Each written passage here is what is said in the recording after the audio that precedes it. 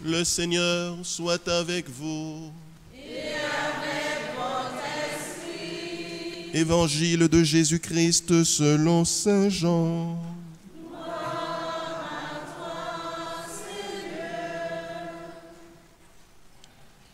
En sortant du temple, Jésus vit sur son passage un homme qui était aveugle de naissance. Il cracha sur le sol et avec la salive, il fit de la boue qu'il appliqua sur les yeux de l'aveugle. Et il lui dit, « Va te laver à la piscine de Siloé. »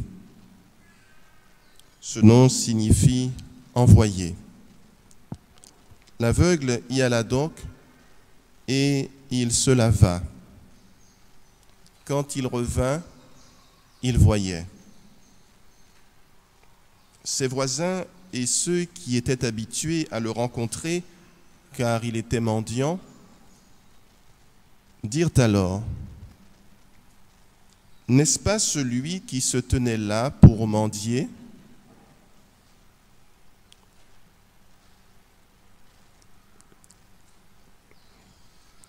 Les uns disaient, « C'est lui ». Les autres disaient, « Pas du tout, c'est quelqu'un qui lui ressemble. » Mais il affirmait, « C'est bien moi. » On amène aux pharisiens cet homme qui avait été aveugle. Or, c'était un jour de sabbat que Jésus avait fait de la boue et lui avait ouvert les yeux. À leur tour, les pharisiens lui demandèrent, « Comment se fait-il que tu vois ?» Il leur répondit, « Il m'a mis de la boue sur les yeux, je me suis lavé, et maintenant je vois. » Certains pharisiens disaient, « Celui-là ne vient pas de Dieu, puisqu'il n'observe pas le repos du sabbat. » D'autres répliquaient, « Comment un homme pécheur pourrait-il accomplir des signes pareils ?» Ainsi donc, ils étaient divisés. Alors il s'adresse de nouveau à l'aveugle. « Et toi, que dis-tu de lui, puisqu'il t'a ouvert les yeux ?» Il dit, « C'est un prophète. » Ils répliquèrent, « Tu es tout entier plongé dans le péché depuis ta naissance et tu nous fais la leçon. » Et ils le jetèrent dehors. Jésus apprit qu'il l'avait expulsé. Alors il vint le trouver et lui dit, « Crois-tu au Fils de l'homme » Il répondit, « Et qui est-il, Seigneur, pour que je croie en lui ?» Jésus lui dit, « Tu le vois, et c'est lui qui te parle. » Il dit, « Je crois, Seigneur. » Et il se prosterna devant lui.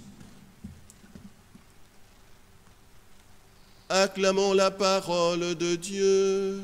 Louange à toi, Seigneur Jésus.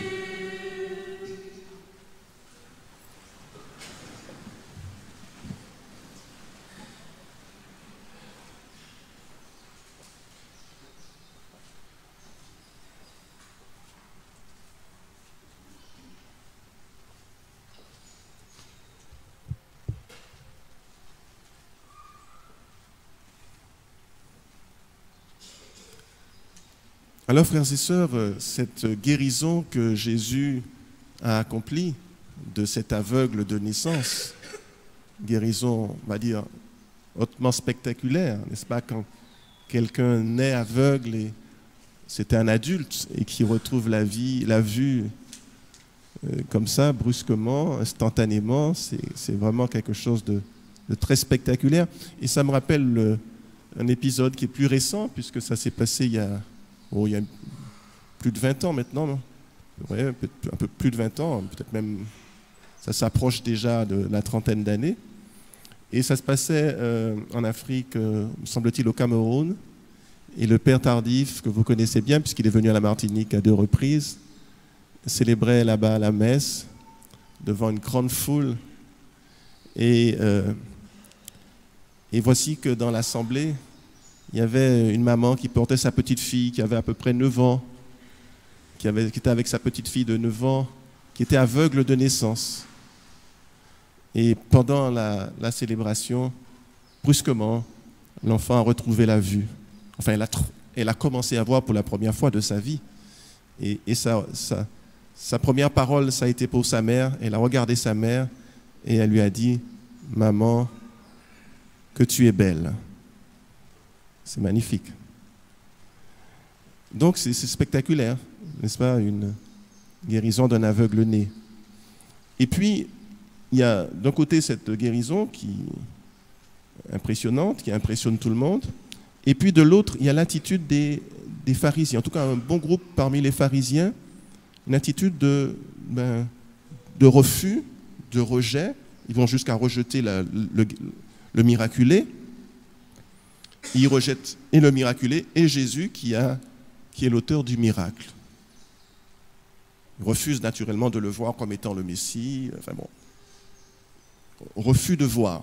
Pourtant, ce qui est avéré, puisqu'ils vont faire une enquête. Alors, j'ai lu la version courte de ce passage de l'Évangile du chapitre 9 de Saint Jean, mais dans ce chapitre, les pharisiens vont faire une enquête auprès des parents.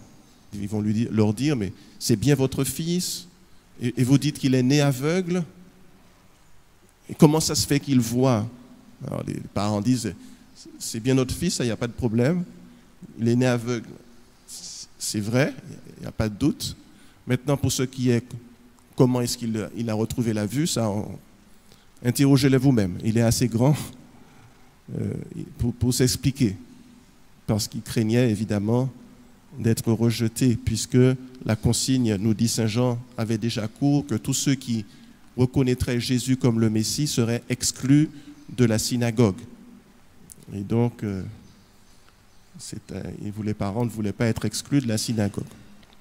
Donc, ils ont fait une enquête, ils ont vérifié, le fait est avéré, le fait est là, est brut, c'est la réalité, c'est la vérité, mais ils refusent de prendre en compte cette vérité-là et d'en tirer les conséquences. Alors c'est devant cela que Jésus va faire cet enseignement que je voudrais dire, parce que là encore, dans ce passage, on n'a pas tout lu, mais Jésus dit, je suis venu pour un discernement, pour que ceux qui ne voient pas puissent voir et ceux qui voient deviennent aveugles. Vous voyez? Et en fait, ce que Jésus dit, c'est que il y a une double catégorie de gens. Il y en a ceux qui effectivement sont aveugles, mais qui peuvent retrouver la vue, à qui il peut donner la vue, s'ils acceptent, s'ils le veulent, parce qu'il est la lumière du monde, et que quand quelqu'un est plongé dans les ténèbres, si la lumière se fait, eh bien cette personne peut retrouver son chemin. Tout s'éclaire pour elle. Elle se repère, elle se situe, ce qu'elle ne pouvait pas faire dans l'obscurité totale. Donc Jésus est cette lumière du monde, lumière pour nos âmes en fait. C'est le vrai soleil, ce n'est pas le soleil qui est au centre de notre système solaire, mais c'est le vrai soleil, c'est vraiment celui qui éclaire.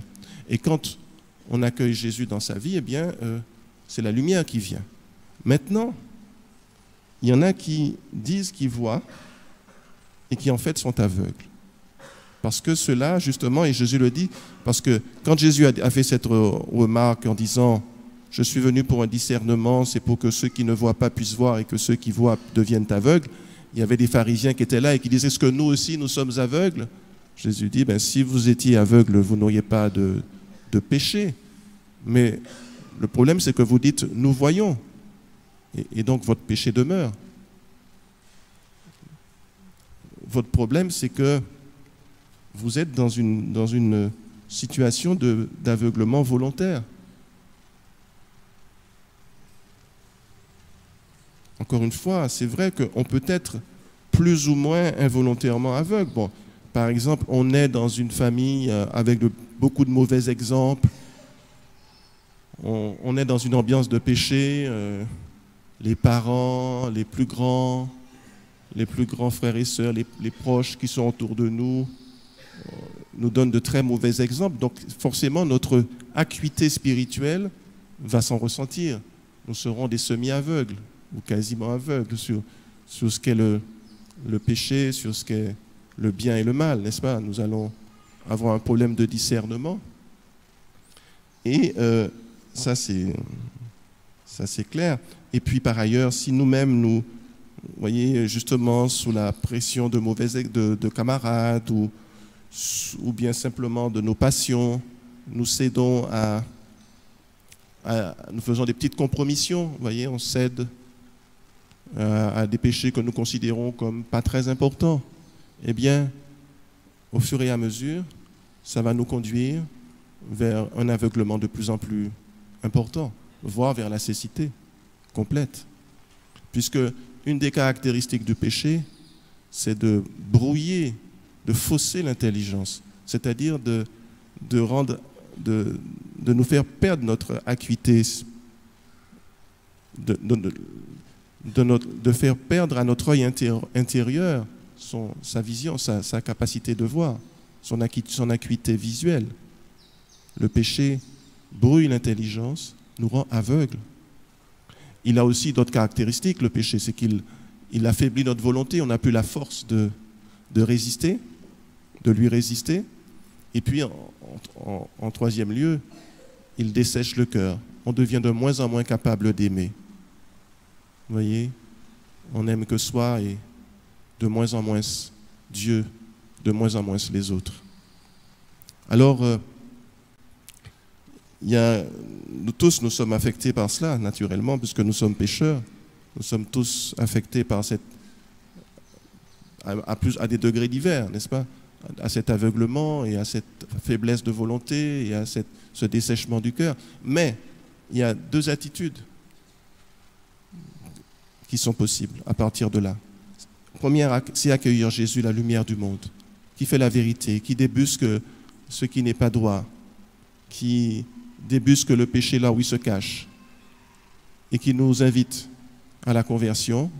Et c'est le sens du carême que nous vivons. Et donc à un retournement, à éliminer, à extirper tout ce qui est péché dans nos vies pour retrouver la vision, pour retrouver notre volonté, pour retrouver l'amour, la capacité d'aimer. Et puis la deuxième possibilité, c'est refuser effectivement la lumière.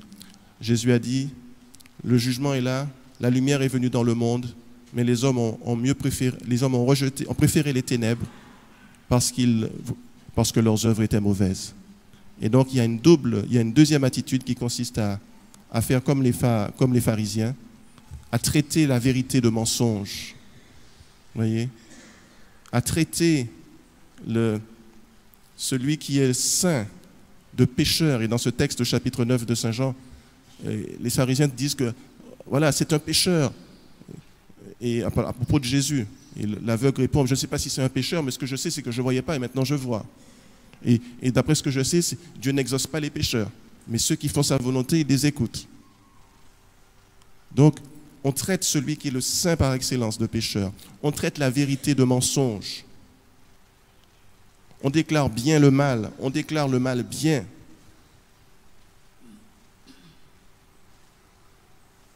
Quand on arrive à ce stade-là, on est vraiment dans la cécité volontaire. On est dans le péché contre le Saint-Esprit. On est sur le chemin de perdre son âme. Parce que Jésus l'a dit, contre le péché contre le Saint-Esprit ne connaît pas, il n'y a pas de rémission, ni dans ce monde, ni dans l'autre. Parce qu'il y a des péchés pour lesquels on peut avoir le pardon dans l'autre monde. Hein. C'est toute la question du purgatoire. On meurt, on n'a pas encore fait le point dans notre vie, on n'est pas au clair, on meurt dans un accident, ou bien on meurt brutalement, enfin, on n'est pas bien préparé, eh bien, on arrive au purgatoire et il y a tout un travail de purification de tout ce qui reste de péché dans nos vies, d'attachement au péché dans nos vies. Mais le péché contre le Saint-Esprit n'est pas pardonnable. Parce que, précisément, il ne se reconnaît pas comme péché. On voit que c'est bien, on dit que c'est mal. On voit que c'est mal, on dit que c'est bien. Ben, il n'y a rien à faire contre quelqu'un comme ça. Il n'y a rien à faire pour lui. Il se ferme à la grâce. Pour pouvoir être guéri, il faut commencer par reconnaître qu'on est malade.